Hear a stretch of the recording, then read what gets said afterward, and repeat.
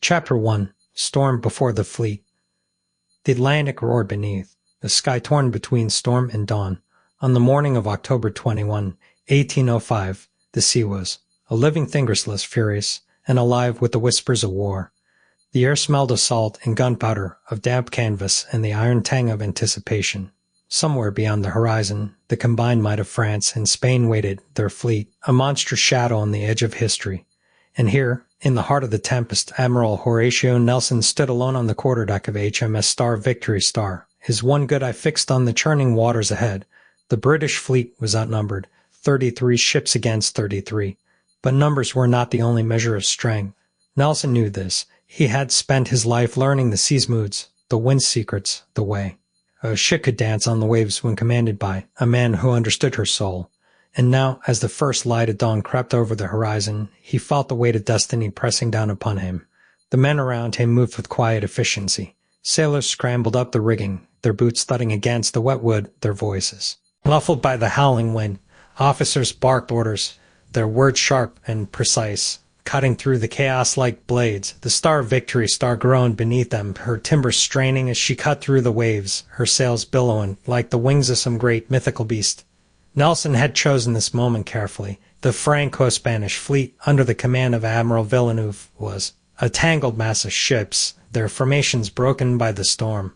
They had been caught off guard, their discipline frayed by the relentless battering of the sea, but they were still a formidable force, powerful, well-armed, and desperate, and they were closing in. The British ships, by contrast, were a disciplined, deadly machine. Each vessel knew its place, its role in the grand design. The Star Victory Star led the way, her bow cutting through the waves like a blade. Behind her, the Star Temeraire Star, the Star Bellerophon Star, the Star Royal Sovereign Star, each ship, a warrior in its own right, each crew, a brotherhood forged in fire and steel.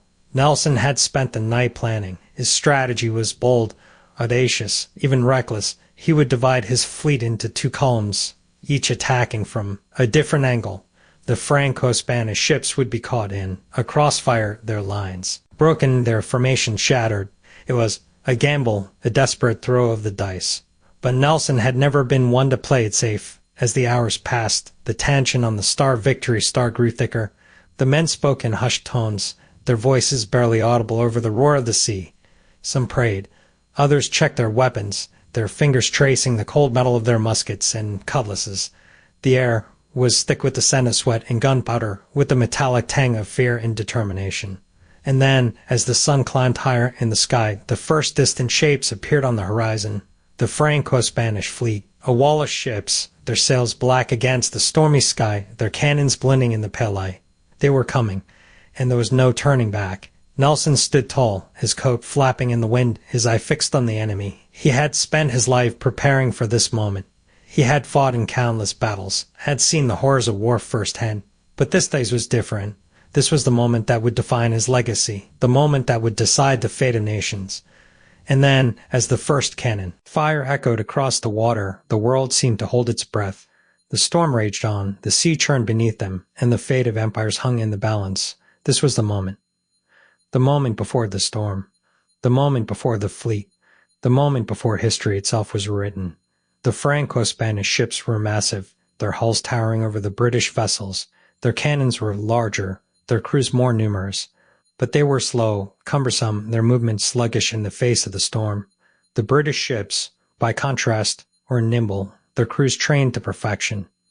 They moved like dancers on the waves, their cannons firing in precise, deadly volleys. Nelson watched as the first shots struck home. The Star Victory Star shuddered as enemy fire rained down upon her, but she held firm. The men worked like machines, their movements smooth and practiced.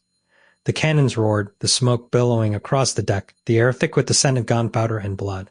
And then, as the battle raged on, Nelson made his move.